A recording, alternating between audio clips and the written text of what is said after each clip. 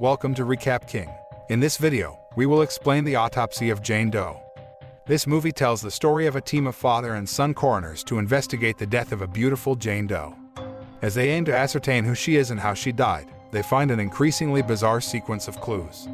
So what's the mystery hidden? Let's find out in the autopsy of Jane Doe. The autopsy of Jane Doe begins by showing a house which is the scene of a massacre crime scene.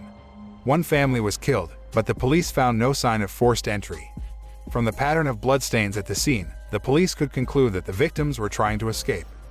After the police conducted a thorough investigation, they found the body of a young woman, buried under the basement of the house. Since the police could not reveal the identity of the woman's corpse, and could not confirm whether the woman had any kinship with the family of the murder victim, the police then designated the woman's corpse as Jane Doe. The scene then switches and shows Austin Tilden, a man who works as a coroner with his father, Tommy. Austin and his father were performing an autopsy on a corpse in the autopsy room in the basement of their home. While doing their job, Tommy told his son that a coroner must determine the exact cause of death. That was why he always asked Austin to examine the corpse's condition in more detail before concluding the cause of death. After finishing his work, Tommy came out of the autopsy room and asked Austin to clean up everything. Not long after, Austin was surprised by his girlfriend, Emma, who came to his house to pick up the man because they were going to spend time together. Austin then took Emma to the autopsy room. Emma entered the room for the first time and then asked Austin to show her one of the bodies there. At first Austin refused, but then Tommy came into the room and allowed Emma to see one of the bodies that had not been autopsied. When she saw the corpse, Emma looked surprised by the bell that was tied to the corpse's leg. Tommy explains that coroners in the past tied bells to corpses to make sure they were really dead, not in a coma or suspended animation. When Austin and Emma were about to leave, a police officer came to their house carrying Jane Doe's body and told Tommy that the police needed the cause of death the following day. The officer asked Tommy to do an autopsy as soon as possible. Wanting to help his father so that the autopsy process is completed quickly, Austin postpones his date with Emma and promises to meet with her later that night. On the other hand, the police officer reveals a fact about Jane Doe's body to Tommy, where the police cannot find the woman's fingerprints in the database. Tommy's pet cat, which entered the room, suddenly growled at Jane Doe's corpse for no reason. After the police officer left, Tommy and Austin immediately started the autopsy process while listening to the radio as is their custom. Austin then took a picture of Jane Doe's body and estimated the woman to be in her 20s. Tommy inspected Jane Doe's entire body and ensured there were no scars, bruises, or any bleeding. However, when examining her eyes, Tommy found an oddity because Jane Doe's eyeballs were gray, where cloudiness of the eyes usually occurs in someone who has been dead for days. In fact, the condition of most of Jane Doe's bodies indicated that the woman's death had just occurred. Tommy and Austin then find various irregularities in Jane Doe's corpse. There were no signs of pallor on the skin, the muscles and the joints weren't stiff either, and the hips didn't match the size of his body, which Tommy concluded was genetics. Austin wrote down all the conditions they found on Jane Doe's body on the blackboard to make it easier to analyze the woman's cause of death. Tommy then examined the hands and feet of Jane Doe's corpse and found that the wrist and ankle bones had been crushed even though there were no visible signs of trauma from the outside, which is impossible. Austin then cleaned the soil of Jane Doe's nails and hair. However, when investigated further, the dirt was not the dirt that came from the location of the corpse's discovery but came from the northern area. After learning that her tongue had been cut off, Tommy concluded that Jane Doe was a victim of human trafficking, where her hands and feet were also restrained. On further inspection, Tommy found something stuck in Jane Doe's throat, which turned out to be a thread. He also noticed that one of Jane Doe's molars had been extracted. After completing the external examination, without wasting any time, Tommy and Austin immediately proceeded to the next stage, which is the examination of the internal organs. When he was about to have surgery, the radio channel suddenly changed and started playing an old song from the 1950s, but Tommy and Austin didn't care.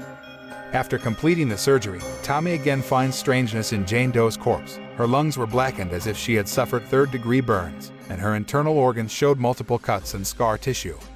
While examining Jane Doe's body, they are startled by the sound of something falling. Austin then went out to check things out. He checked every room and saw someone standing in the hallway through the reflection in the mirror. However, when he arrived at the passage, he found no one there.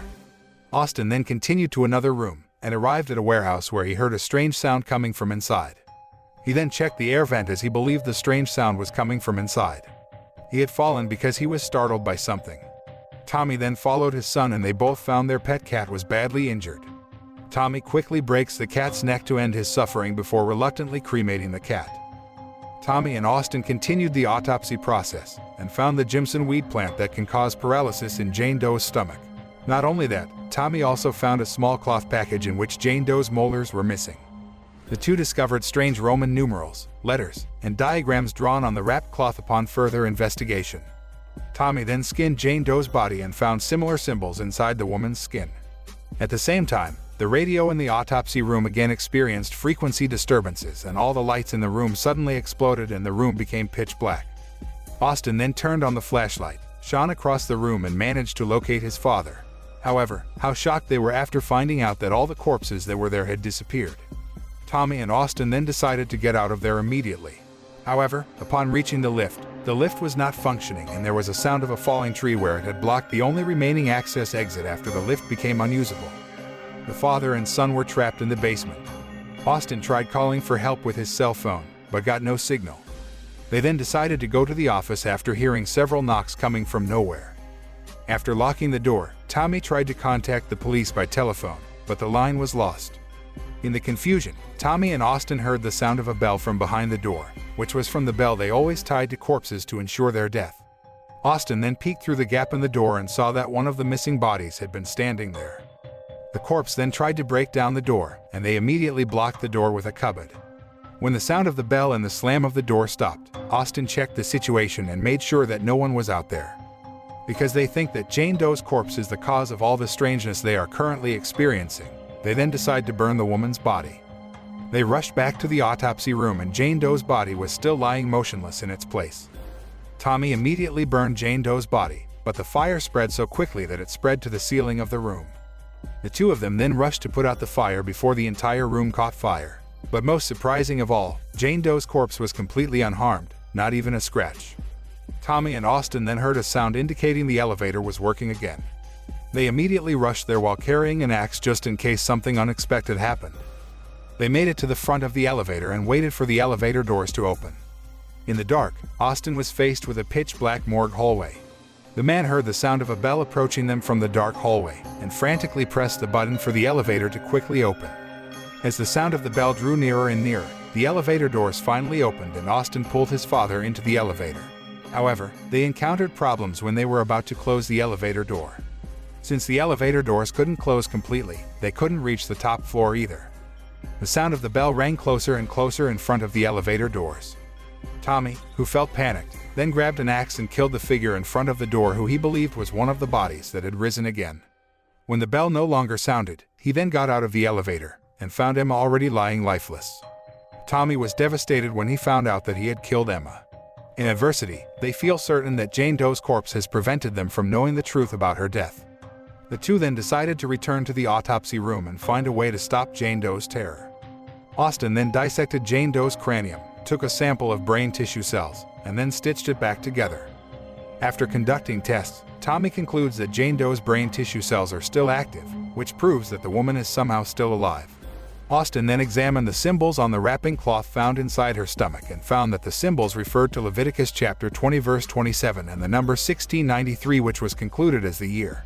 Tommy then took the Holy Book of Leviticus from the bookshelf and opened the sheet which contained the chapter 20 verse 27, in which the verse led to the death penalty for witches. He was then reminded of history that 1693 was the year the large-scale witch trial was held in Salem. Tommy suggests that Jane Doe may indeed be from the 17th century. That's the reason why the police couldn't reveal her identity.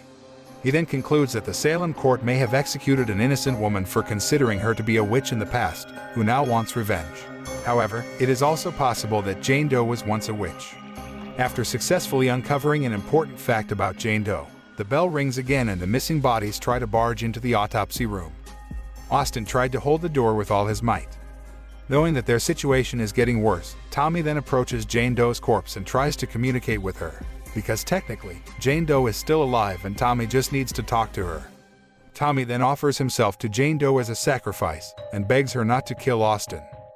Shortly after Tommy gave his consent, he felt his ankles and wrists shatter, mimicking Jane Doe's corpse wounds. When Tommy's wounds occur, it turns out that the wounds on Jane Doe's corpse are starting to heal. Tommy also felt a burning pain in his lungs. At the same time, the wounds from the autopsy on Jane Doe's body began to heal, even the blood that was spilled was sucked back into her body. Tommy's eyeballs then turned gray, and Jane Doe's eyes changed. Tommy then asked Austin to kill him, to end his suffering. The old man then grabbed a knife to cut his own tongue and completed the ritual with great compulsion. Austin stabbed his father in the chest. In the sadness and grief he felt, he realized that the lights were back on and the radio was functioning normally again. He then heard a voice calling his name from outside. Thinking it was the policeman's voice delivering Jane Doe's body, he ran outside, trying to call for help. When he arrived at the door, he tried to open the door, but the door was still blocked by something.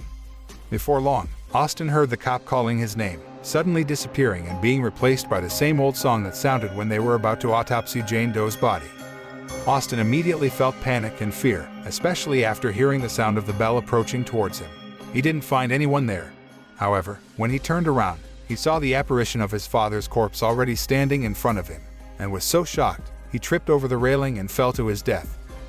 The next day, the police who arrived at Tommy's house were shocked by the discovery of the bodies of Tommy and Austin. The circumstances at the crime scene were as strange as the murder scene where they first found Jane Doe's body.